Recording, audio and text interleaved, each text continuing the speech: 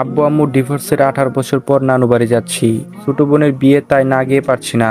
আম্মুর উপর রাগ থাকতে পারে, কিন্তু বোনের উপর নেই। তাদের ডিভোর্সের পর আমাকে আব্বু তার কাছে রেখে দেয়। আর তরি একদম ছোট ছিল বলে আম্মু তরিকে তার সাথে নিয়ে যায়। দীর্ঘ 18 বছর তাদের সাথে কোনো প্রকার যোগাযোগ নেই। তরির বিয়ের খবর কোথায় পেলাম সেটা পরে বলছি। হঠাৎ ড্রাইভার বাস থামালো।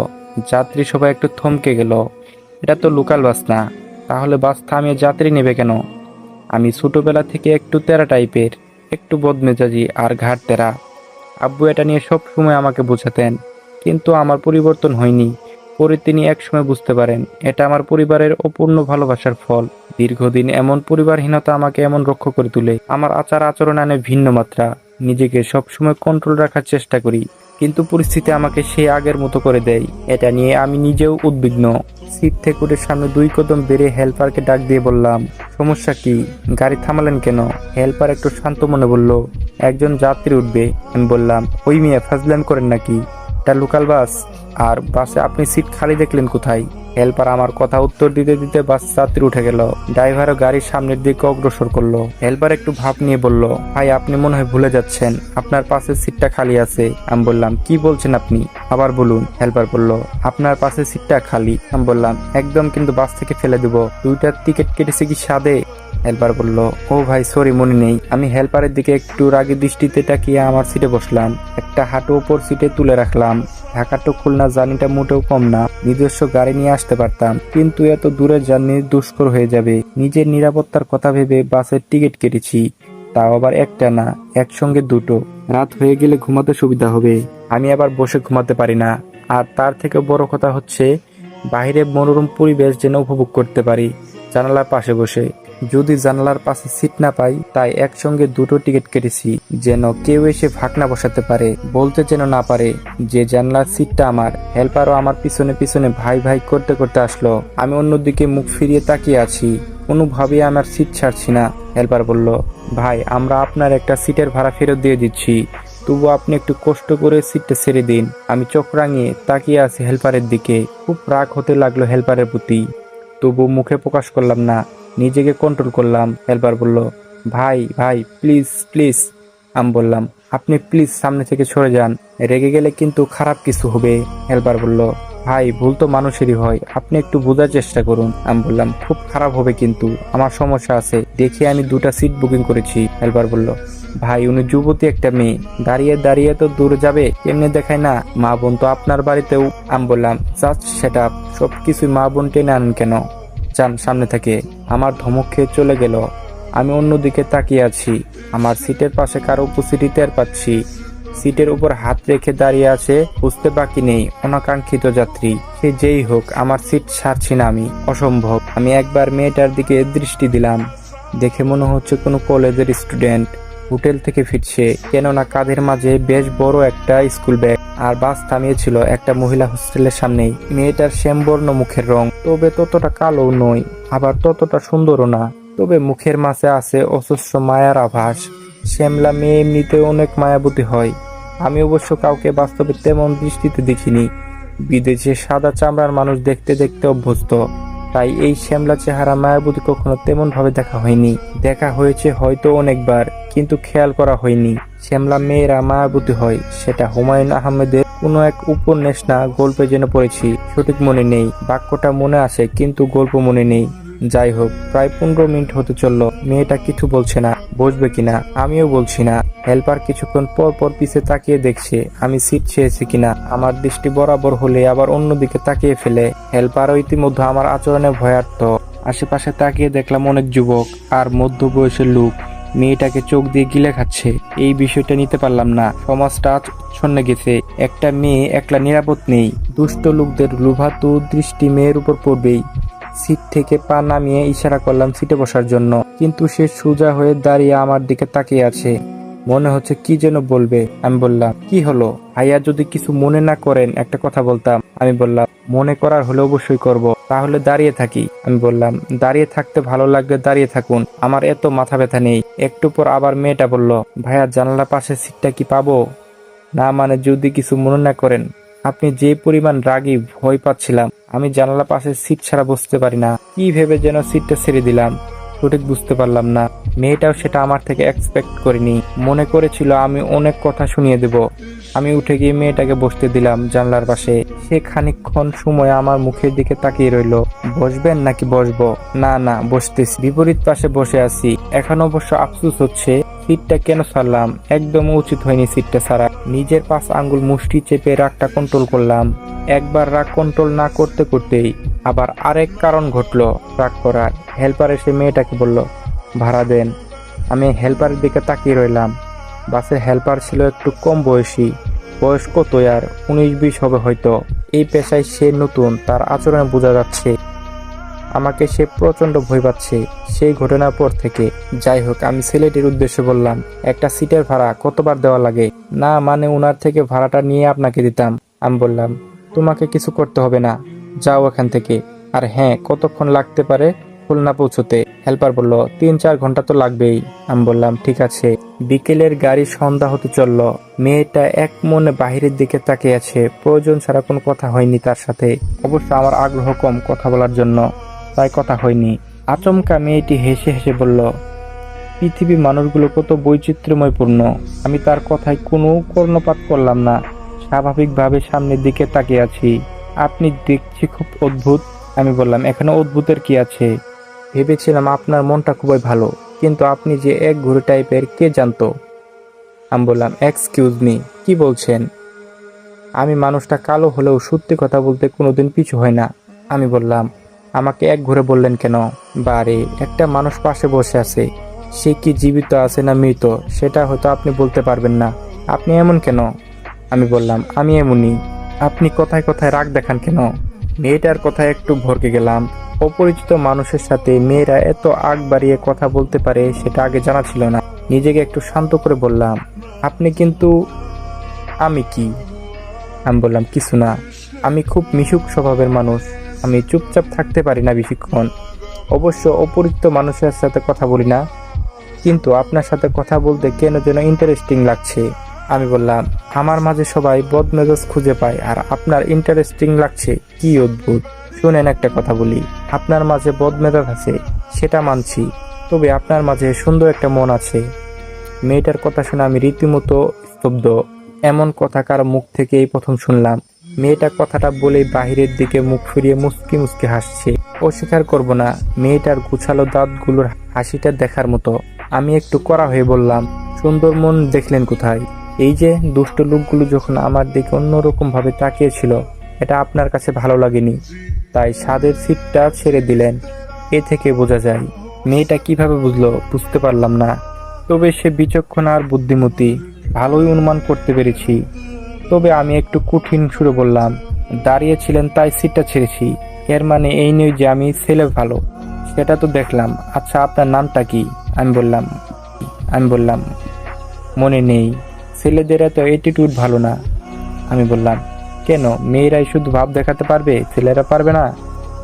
এই, আপনি রাগান্বিত হবেন না, আপনার এই রাগান্বিত মুখটা খুব ভয় করে। থেমে গিয়ে একটু শান্ত হলাম। চুপ করে অন্যদিকে তাকিয়ে আছি। মেয়েটা সত্যি সাদাসিধে, মানুষের সাথে মিশতে চাই, কিন্তু আমি তো তার বিপরীত। একদম কাছে মানুষ না হলে কারোর সাথে মিশি না। এবং কি আব্বুর সাথে আমি কখনো ভালো করে কথা বলিনি। বাবা মা দুজনের প্রতি আছে আমার অগণিত ঘৃণা। তাদের জন্য আমি আর আমার বোন নিঃসঙ্গ হয়েছি। আজকে এতটা বছর পর তরিকে না দেখে রয়েছি। অবশ্য বাবা এখন বেঁচে নেই। বাবার মৃত্যুটা আজও রহস্যজনক। প্রকৃতি নিয়মের মৃত্যু নাকি মার্ডার সেটা আজও কেউ স্পষ্ট জানে না। আমি ছিলাম নিউ ইয়র্কে, বাবা ছিল একা বাড়িতে, তাই কেউ এতটা গুরুত্ব দেয়নি। ভিসার জটিলতার কারণে আমি সেদিন বাবাকে দেখতে পারিনি।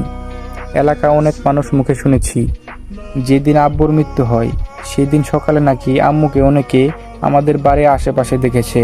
এতগুলো বছর পর আম্মুকে বাড়ির আশেপাশে দেখাটা অনেক ভাবনা ফেলে দেয় সবাইকে। পরে দুপুরের দিকে সবাই জানতে পারে আব্বুর মৃত্যু হয়েছে। আব্বুর রুমের ভিতরেই বিছানার উপরে লাশ উদ্ধার করে সবাই। যেহেতু আম্মু উপস্থিত রয়েছে ঘটনার পিছনে, তাই আমি এটা নিয়ে সবাইকে এত নাড়াচাড়া করতে বলিনি। তাই সবাই আমার কথা মতো আব্বুকে দাফনের ব্যবস্থা করে। সেই দিন আমি তুরির কথা চিন্তা করে কিছু বলিনি। আম্মুর কিছু হলে আবার তুরি একদম নিঃসঙ্গ হয়ে যেত। তবে এত সহজে আমি ছেড়ে দেওয়ার পাত্র নই। এখন দেশে এসেছি, অনেক সময় নিয়ে মূল ঘটনার মূল রহস্য বের করব। আম্মুর প্রতি আমার আগে থেকে ঘৃণার পাহাড় জন্মে আছে। এর কঠিন জবাব দিতে হবে তাকে, শুধু তরির বিয়েটা কোনো রকম হয়ে যাক। মেয়েটা কথায় চমকে উঠলাম। আপনি যখন আপনার নামই বলবেন না, আমার নামটা বলছি, আমি মেঘা। আমি অনেকটা চমকে উঠলাম।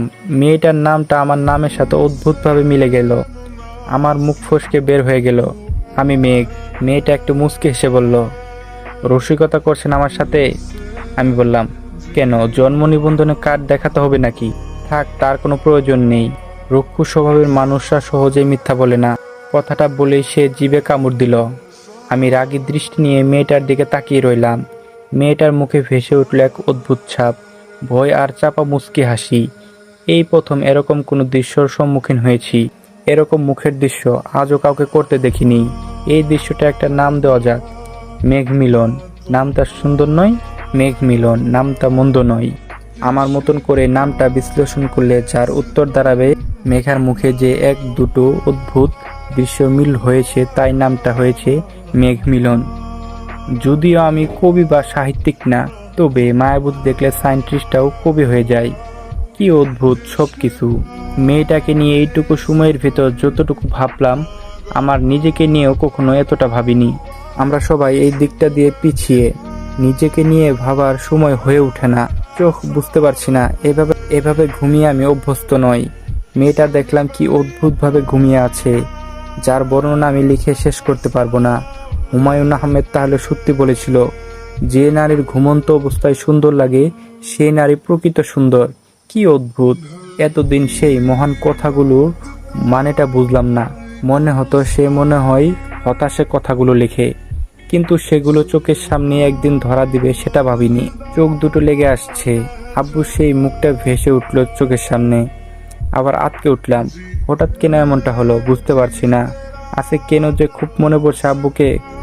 বুঝতে শেখার পর থেকে আব্বুকে আমি মোটেও সময় দেইনি। আমার কথা ভেবে সে দ্বিতীয় বিয়ে করেনি, কিন্তু আব্বুকে কতই না অবহেলা করেছি আমি। শেষবার ক্ষমা চাওয়ার সুযোগটাও পাইনি।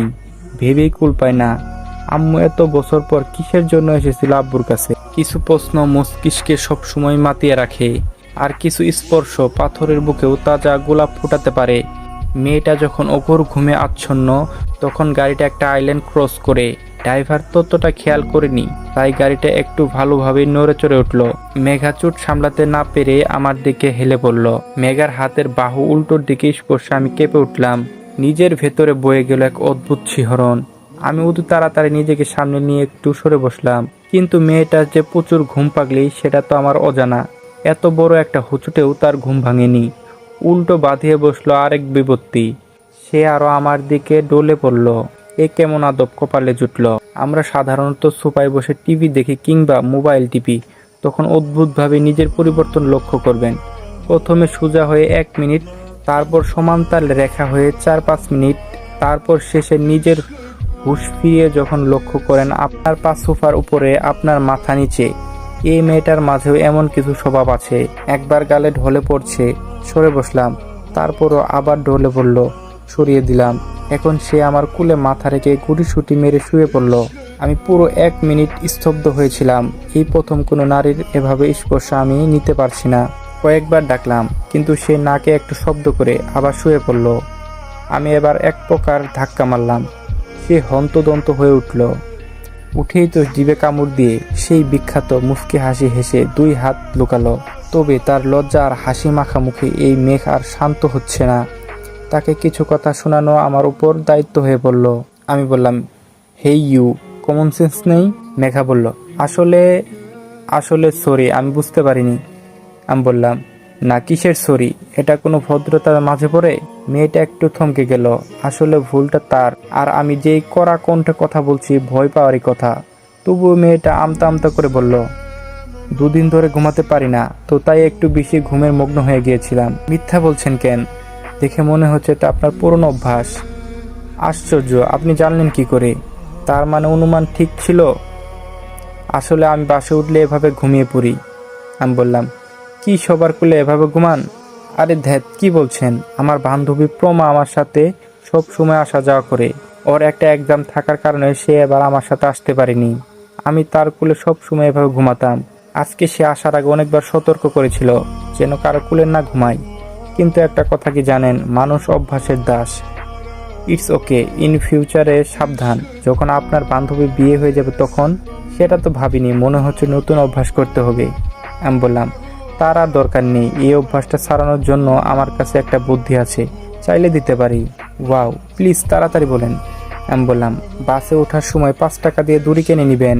সিটে বসার পর 2 হাত আর পুরো শরীর জানালা গ্রিলের সাথে বেঁধে রাখবেন। 2-3 বার ট্রাই করলে ইনশাল্লাহ আরোগ্য পেতে পারেন। ঠাট্টা করছেন? আমি বললাম, সঠিক যেটা সেটা বললাম। আজকে আমি ছিলাম, কাল অন্য কেউ থাকবে, তবে আমার মতো না। কেউ না তো কেউ সুযোগ নিবে, তখন হাজার কিছু করলেও সেই দাগটা মুছবে না। আশা করি কিছু বোঝাতে চেয়েছি, বুঝতে পেরেছেন? আচ্ছা, একটা জিনিস তো বাকি পড়ে আছে। কি? বাসের ভাড়া? আপনাকে তো টাকা দেওয়া হয়নি। আমাকে কি আপনার বাসের হেল্পার মনে হয়? তা কেন? আমি বললাম, তাহলে চুপচাপ বসে থাকেন। দেখুন, আমি পৃথিবীতে কারো পাওনা অপূর্ণ রেখে যেতে চাই না, আপনাকে টাকা নিতে হবে। ও তাই? তাহলে হিসেবটা হয়ে যাক। চার হিসাব। এই সিটের ভাড়া 500। আপনি 3 ঘন্টা যাবৎ আমার সাথে ছিলেন, টাকা দেননি। 500 টাকা সুদ, 3 ঘন্টায় 600 টাকা। তার চক্রবৃদ্ধি আছে, সুদ দেওয়া না অন্যায়। আচ্ছা, কত হয়েছে বলেন, তবু আমি দিয়ে দিই। যাওয়ার সময় হিসেব করে বলবো। ঠিক আছে। সময়টা কিভাবে কেটে গেল বুঝতে পারছি না। বাস থামলো একটা নদীর পাড়ে।